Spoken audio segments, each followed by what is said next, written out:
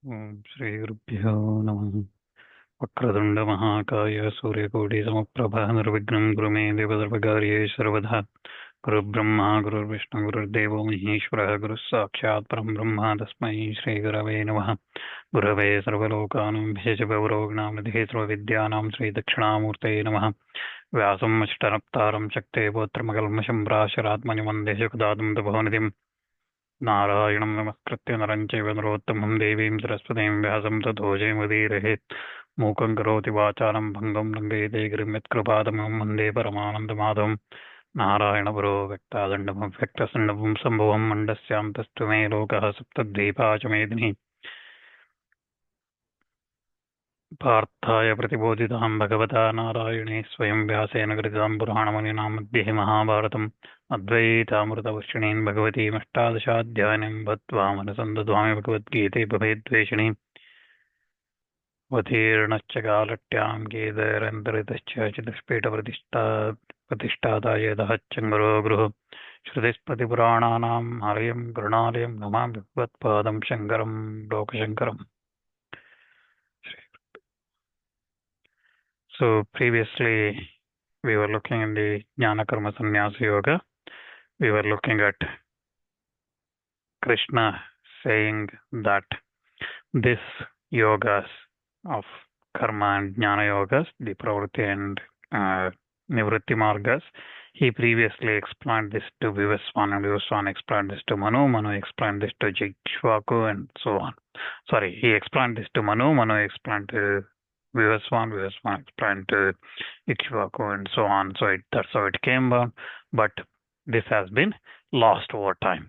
So that's why I'm telling you all this. So he explains that. Then listening to this, Arjuna raises a question saying, Manu, Vivaswan, Ikshvaku, all these were ancient.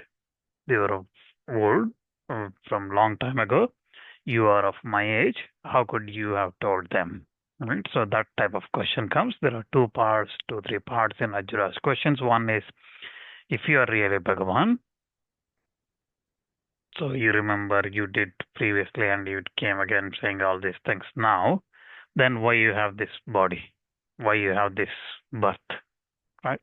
So why you have this birth? Why you are being born if you are really Bhagavan? If you are not, if you are like anybody else like me, okay, then how can you remember what happened in the previous janmas? So these type of questions, again, we have to remember Arjuna is a medium here. Right? Arjuna is like all of us. If someone comes and says to us, I'm Bhagavan, I told this to Manu at the beginning of this entire creation, I told Manu, then we would ask, how do you come on, tell me. You can't tell me what you ate last week. How can you tell what you told Manu so many births before, so many yugas before, so many manvantaras before, right? So how can we say that? So we would ask. So here again, Arjuna is a medium, as Acharya said at the very beginning of his Bhashya. Arjuna, making Arjuna as an example, Bhagavan gives this Upadesha to us. He explains all this to us. So we were looking at Bhagavan's response to those Arjuna's question, and that where we were in the 5th shloka, where Bhagavan says, Sri Bhagavan Uvacha, Bahuni me vethitane janmani tavacharjuna, tanyam veda sarvani nattam veta parantapa. Bhagavan says, O Arjuna, many lives of mine have been passed. So have yours. I know all of them, but you know not. O parantapa. That's what he says. So Sri Bhagavan Uvacha, Sri Bhagavan said, Bahuni means many, me means mine, Vetitani means have passed, Janmani means birth, Tava means of yours, Cha means and, Arjuna is addressing Arjuna, Tani means them, Aham means I, Veda means know, Sarvani means all, Na means not, Tvam means you, Veta means no, Parantapa is addressing Arjuna, who is scorcher of enemies. So that's the meaning. So if we look at Acharya's explanation, commentary, Bhashya on this shloka, Acharya says here starts with, O Arjuna, many lives of mine have passed, and so have yours. I know them all, but you know not, due to the power of understanding being obstructed by dharma and adharma. Nattam vetana janishe dharma dharma pratibadda jnana shaktitvat. So due to your understanding being obstructed by righteousness and unrighteousness, dharma and adharma, and so on, you are not able to remember all those things. However, O Parantapa, I know. However, aham, I know. So I know this because possessing as I do unobstructed power of knowledge because of my nature, I am eternal, pure, enlightened, and free or unbound. That's what Bhagavan said. Nitya Shuddha Buddha Mukta Swabhavatvat Anavarana Jnana Shaktiriti Veda Aham. So he says that, but I know it because I am eternal, I am pure, Nitya Shuddha, eternally pure. Again, Nitya Shuddha, so I am always pure, eternally pure, or I am Nitya, I am Nityam, always eternal. Okay. And enlightened Buddha, I know enlightened, I know everything. Mukta. So I'm again free, unbound by anything. Anavarana Jnana Shaktiriti Veda Aham. So Anavarana again from that uh, because of that I am free and unbound, unobstructed. So that's how I know, I remember all this. So once again, many lives of mine, that is acceptance of bodies through divine sport, which were like raising the sun from the standpoint of understanding of ordinary people, just like sunrise happens every day. Just like that, I have, as a divine sport, I have accepted many bodies. Those have been passed. As also yours, Tavacha, you as also yours. But you are who is ignorant, whose acceptance of the bodies has been through past actions. You are born because of your past actions, unlike me. So here again, Bhagavan saying, and also yours is suggestive of the other individual jivas as well. So all the jivas that's being born is because of the previous actions. Bhagavan's is not like that. It is a divine sport for him. So he comes when he wishes and how he wishes. So that's again we look at in the next slokas. And again, by calling O Arjuna, he says that by ironically names again he indicates that he is that his knowledge is under the cover.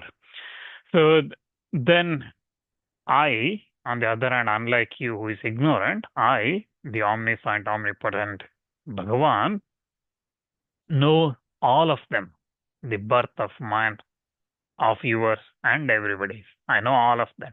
But you, who is an ignorant jiva, whose powers understanding remain covered, you do not know. You do not know even your own birth. What to speak of the others? That's what Bhagavan says.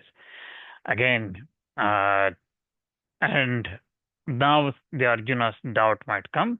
If you are recollecting that you had many past lives, and then you are Jati Smara Jiva, that is an Jiva that is remembering the past lives. If you are that, in normal sayings goes that by instruction proceeds from a seer vision, agreeing with scriptures, as in the case of Vamadeva and so on. Brahma Sutra says that. So the knowledge of birth and of others is possible for a yogi through self-identification with all. So did Vamadeva and others, even though a jiva, say as in Dashatayi, they said that I was Manu, I was Surya, and I was Kakshivan, and so on. So that's said in the Rigveda. For example, Vamadeva says that I am Manu, I am Surya, and so on. So he says that because he's a yogi. So they say that. Hence, you are not omniscient. in the primary sense. So Arjuna is saying, because of that, you are not omniscient in that sense.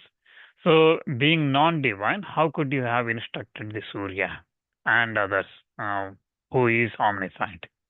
So how could you have done that? So again, a jiva cannot have omniscience in the primary sense, since that jiva being that jiva is being delimited by the individual limiting adjuncts. So upadhis that comes in and the karmas that it carries. It cannot have relationship with everything. Even in the case of Virata, who has the whole universe as his upadhis, there is no possibility of knowing about transformations of subtle elements and transformation of Maya, because he has gross elements as his upadhis. So just like that. So therefore, Bhagavan alone, who is the virtue of his having ultimate cause, which is the Maya, as the upadhi, and endowed with knowledge of all the objects of past, present, and future, who is omniscient in the primary sense. His Bhagavan is alone. So that's why, and for that Bhagavan, who is eternal omniscient, birth itself is observed, because the absence of merit and demerit and so on. So if you have papa, punya and things like that, then the birth comes. But for that Bhagavan, who is eternal and omniscient, there is no such things. So his having many past lives, however, is far from remote idea. That's what Arjuna is saying now. If you are that omniscient Bhagavan, you cannot have papa and punya. That's why you're not going to have these multiple lives. So then, if you are a normal jiva, like everybody who is born because of the papa karmas of the previous life, it is impossible to be omniscient. So, and if you are a Bhagavan, it is impossible to become an embodied body, jiva, life, living being like us. So, like this, there are conflicts. So, tell me on this. So, in that case, how, in spite of absence of dharma and adharma, can there be any birth for you who are eternal Bhagavan? Who are you are that? So, that's the question that Arjuna is asking. So, your non-eternality is being questioned here. Arjuna thinks like that, and that's Bhagavan answers in the next shloka, where in the 6th shloka of this adhyaya, Bhagavan says, we look at ajo api sannavyatma bhutanam ishvaro api san prakritim swamadhisthaya sambhavam myatma mayaya. Though I am birthless, undecaying by nature, and Bhagavan of the beings, still by subjugating my Prakriti, I take birth by means of my own Maya. So Aja means unborn, Api means although, San means being, Avyaya means Avyatma means imperishable nature, Bhutanam means of all the being, Ishvara is the Lord, Api means although, San means being, Prakriti means nature, Swam means of myself, Adhishtaya means situated, Sambhavami means I manifest, Atmamaya means by my Yogamaya power, my own power. So, though I am birthless, so Bhagavan's response to Arjuna's query saying that either you can be an ordinary jiva or a Bhagavan. You can't be saying that I take birth, but I am Bhagavan, right? Because Bhagavan does not have dharma, right? Isn't dharma, he does not have. So when it is like that, there is no papa punya, there is no karmas attached or anything like that. You can't say I'm taking birth. So that's Bhagavan. Or you could be ordinary jiva. In that case, you can't remember what you did in the previous births. So Bhagavan here says, the response to such a question, such a doubt, again, in Bhagavad Gita, there is no shloka asking Arjuna doubting these kind of things.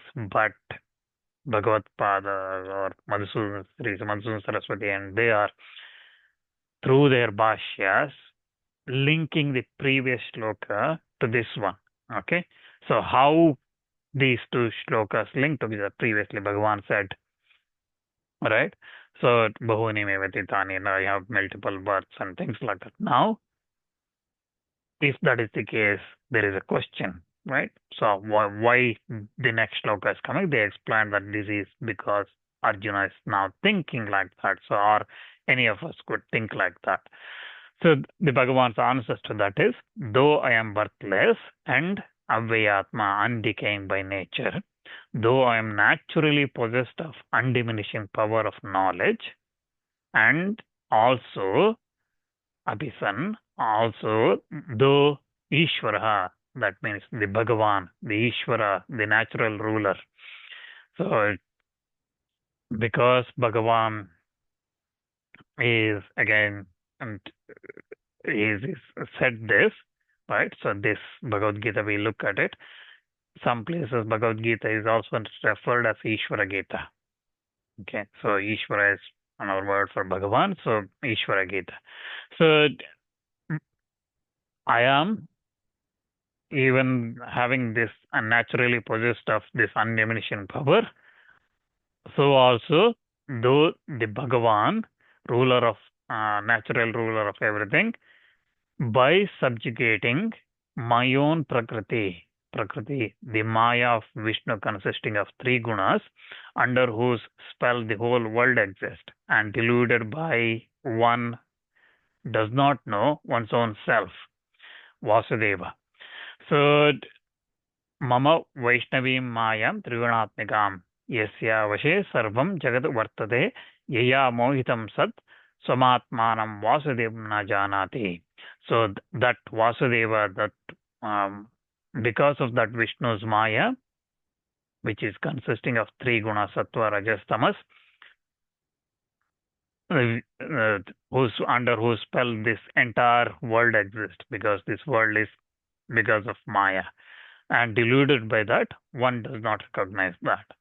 So by subjugating, by controlling that Maya, that Prakriti, by of that Prakriti of mine, tam Prakritim swam adhisthaya vashikritya. So by subjugating that Prakriti of mine, I take birth. That means appear to become embodied. So as though born, sambhavami dehavaniva bhavami jata iva. Jata iva. So again, Bhagavan Acharya here explains sambhavami dehavan iva bhavami jata iva. So sambhavami, for that word, Acharya here explains that sambhavami dehavaniva bhavami jata iva. So I appear to become embodied.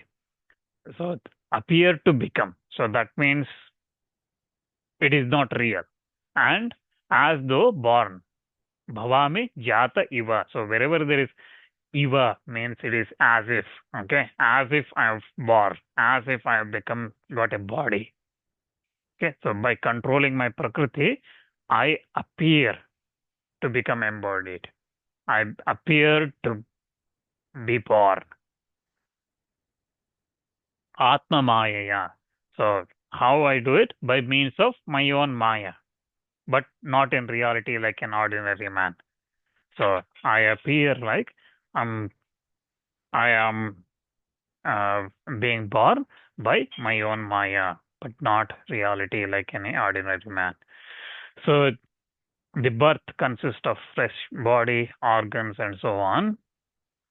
And the loss here again means vaya, means separation from the body and organ and so on, that were assumed earlier, which the two states called Pratyabhava, the future life of a jiva, and so on. So again, this has been said that since death of anyone born is certain, and the death and of death, rebirth is certain, and so on. We looked at in the second chapter, right?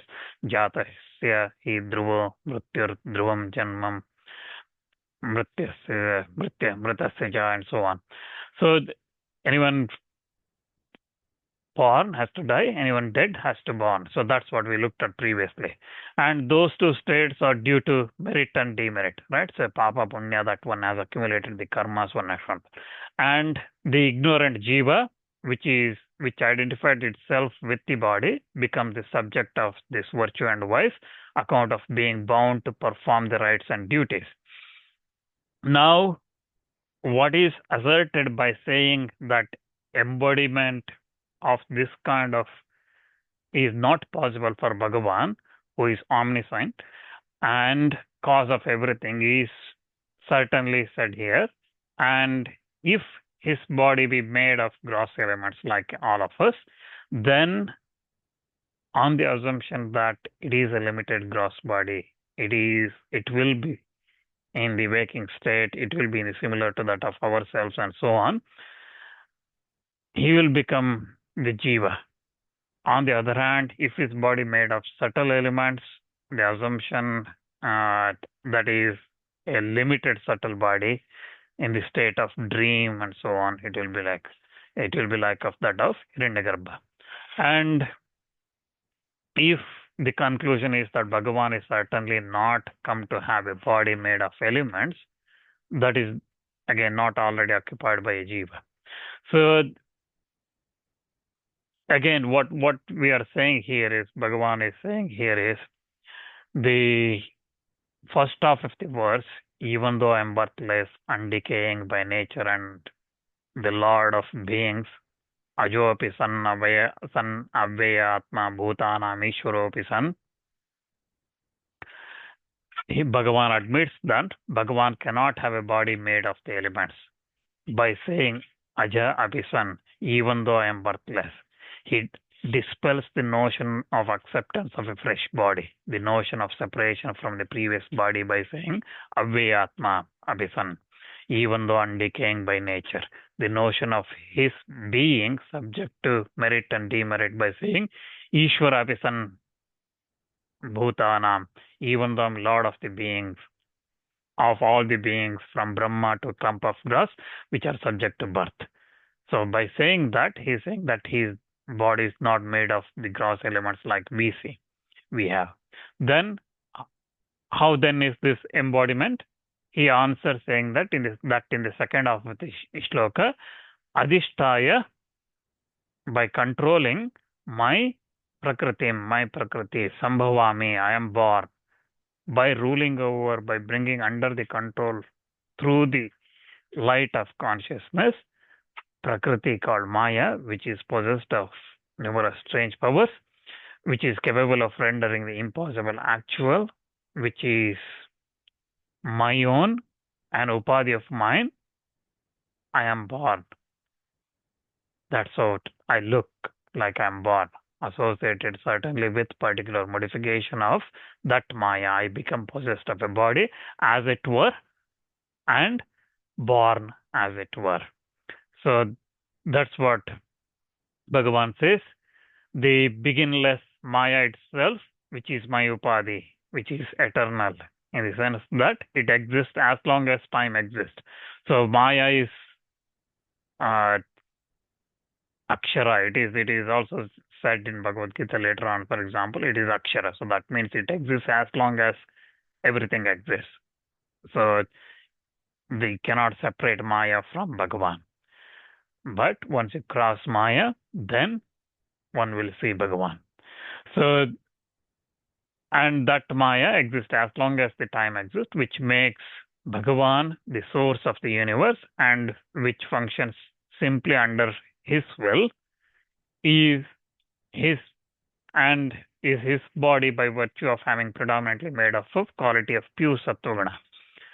And such a thing, he says that this body is certainly eternal. Hence, it is reasonable that I have taught this yoga to Vivaswan, and through this body, which is certainly eternal. So that's what Bhagavan says. And also Arjuna's doubt might come. In that case, since there is no body made of elements, therefore how can there be an apprehension of you being a man and so on, which are its characteristics? Bhagavan says that Atma Maya, by means of my own Maya. It is certainly through my own Maya that the cognition of my being a man and so on occurs for the benefit of humanity and not so in the reality. This is the idea here when he says Atma Maya. And that has been said in, for example, in Mahabharata, where it is said that Bhagavan says, Mamantaratma tava chaye chanye deha sanyita sarvesham sakshi bhutosau nagrahya kena chit. He explained to Narada, O Narada, that you see me is certainly, this is Maya conjured up by me. Otherwise, you could not see me. Oh, I am possessed of all the qualities of the elements. So that's what Bhagavan says.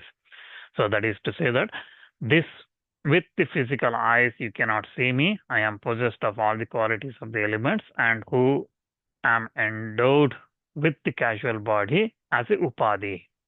So that's again said, for example, if you go back to Bhagavad Gita beginning, where Acharya Shankara's introduction to Bhagavad Gita or preface, where he was talking about why this Bhashya and things, he was explaining at the beginning of the creation, Bhagavan created this pravritti and nivritti margas and so on, and he was explaining how Krishna was born, or Bhagavan as a Amsha was born, and he was saying at that time, Bhagavan, Sacha Bhagavan, Jnana Ishwarya Shakti Bala Virya Tejobhi Sada Sampanna Trigunatmikam Vaishnavi Swam Mayam Prakritim Vashikritya Krityajo Vyayo Bhutanam Ishwaro Nitya Shuddha Buddha Mukta Swabhavopi San Swamaya Dehavaniva Jataiva Cha Lokanagraham Kurvan Lakshante Saprayojana Bhutanu Jigrukshayiti. So that's what Bhagavan Shankaracharya said in his introduction, right? He said, the Bhagavan always possessed as he of infinite knowledge, jnanam, supremacy, aishwaryam, power, shaktim, strength, balam, might, virya, vigor, teja, control of the maya, all this belonging to him as Vishnu, the Mula Prakriti, the first cause, the composed of three gunas, trigunatmika of energies, and he appears to the world as though he is born and embodied and helping the world at large.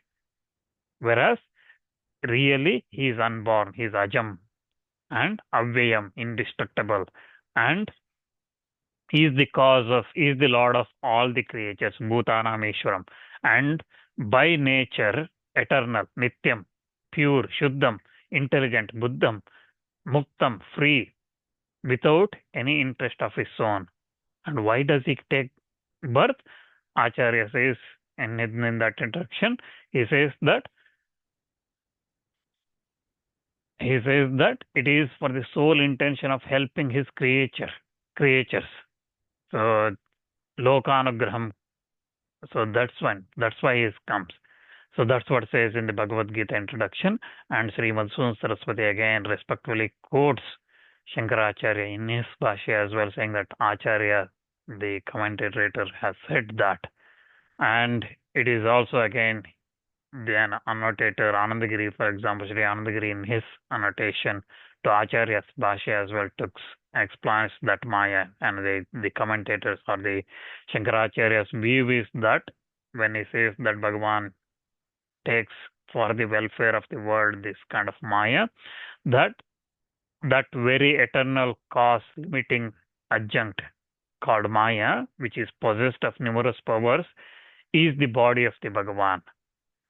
So that's what is explained. And Bhagavan takes birth like that. So now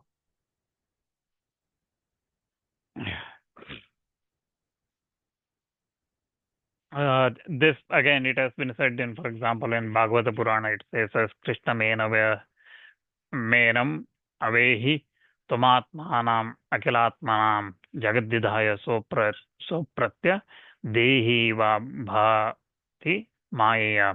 This Krishna, know this Krishna to be Atma of all the beings, though such he appears here through the Maya to be embodied a being for the good of the world, and so on. So we see those things again and again in the Shastras. Now the question is, when or for what purpose is this behavior of this embodied being of yours who are existence, knowledge, bliss, you know everything and you are such Paramatma, why you are coming through this? And this purpose of divine incarnation, why you are taking that, that's what Bhagavan explains in the next shloka. This is a very famous shloka where Bhagavan says, Yada yada hi dharmasya glanir bharata abhittanam adharmasya tadatmanam srijamyaham. Wo Bharata, wherever there is decline in dharma, increase of adharma, then I do manifest myself. Yada yada means whenever. He means certainly. Dharmasya means of righteousness, dharma. Glanihi means decline. Bhavati means ease. Bharata is addressing Arjuna. Abhyudhanam means increase. Adharmasya means of unrighteousness. Tada means at the time. Atmanam means self. Srijami means manifest. Aham means I. So, wo Bharata, wo son of Bharata dynasty, whenever there is decline, decrease of dharma, of virtue, consisting of duties of varnashrama, of the life of the living beings, which are the means of achieving highest state, moksha. Right? So, varnashramadi lakshanasya. So here dharma, Acharya Shankara in his Bhashya explains that dharmasya, that word he explains as varnashramadi lakshanasya praninam abhidaya nishreyasa sadhanasya bhavati. So, varnashrama dharma, which is the means of achieving the highest, achieving the moksha. So, abhidaya. So, that dharma, whenever there is that dharma declines and increase or the rise of the vice, adharma, then I manifest myself through my Maya, through the Maya. Whenever there is a decline of dharma, which has been enjoined by the Vedas, which is the means of prosperity and moksha of the creatures, which is characterized by action and renunciation, and which manifests through varnashramas and their respective duties. That and whenever there is origin of unrighteousness, adharma, which is prohibited by the Vedas and which is the source of various kinds of sorrows, which is opposed to the righteousness, which is opposed to dharma, then I manifest my body through Maya, through the Maya. I make that body, which is certainly ever present, appear as though created, as though born, as it's Jata eva, as previously we looked, as though it has been created, as it's been born. So that's what Bhagavan says. So this dharma, which is the means to moksha, which is required for the moksha, which is what is said in the Vedas, which is characterized by action and renunciation, and which manifests through varnashrama and their duties. So, right, varnashrama and duties, again, we looked at in detail in the Karma Yoga. So, that dharma, when that declines, and adharma, which is against the Vedas, which is the source of the sorrows, increases, that time I manifest. Now, a doubt might come, then is it that the decline of dharma and increase of adharma are the cause of your delight, because of which you become manifest at that very time? And in such a case, your coming down is certainly the source of evil, right? So if you are coming whenever there is dharma declines, that means you are looking for that opportunity. So you are looking for adharma to increase. Bhagavan says no. He says no. And why he says no? He says that in the next shloka, again, this is also very famous shloka, where he says, Bhagavan says, Paritranaya sadhunam vinashaya cha dushkridam dharma samstapanartaya sambhavami yuge yuge. For the protection of pious and the destruction of the evildoers and establishing the dharma, I manifest myself in every age, every yuga.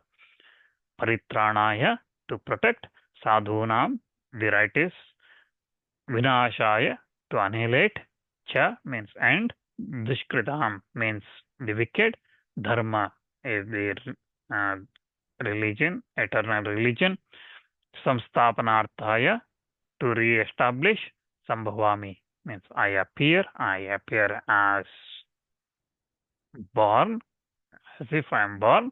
Yuge yuge means yuga after yuga, age after age.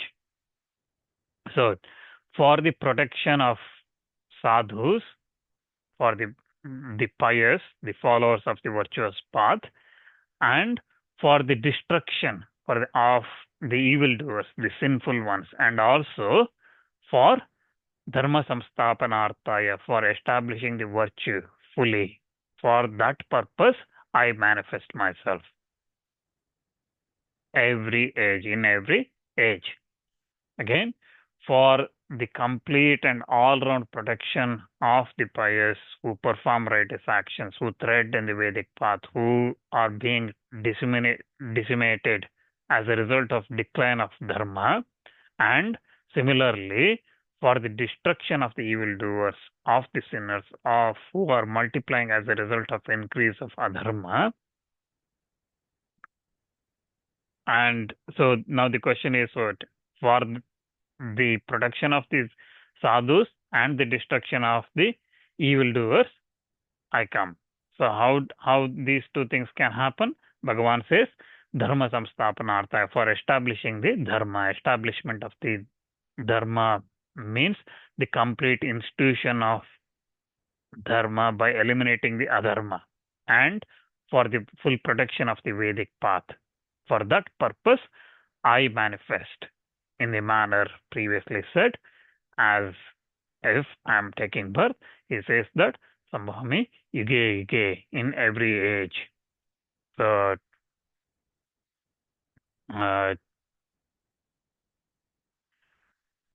now that's what Bhagavan says in the shloka. So why he takes birth, or why he appears to take birth. So we will look at a little bit more details on this shloka, and a little bit more on, because in these two shlokas there's a word that has come, dharma, right? So previous yada yada hi dharmasya, and here as well, dharma samsthapanarthaya. So what is dharma? We will look at that next time when we gather. Till then, we'll see. Thank you.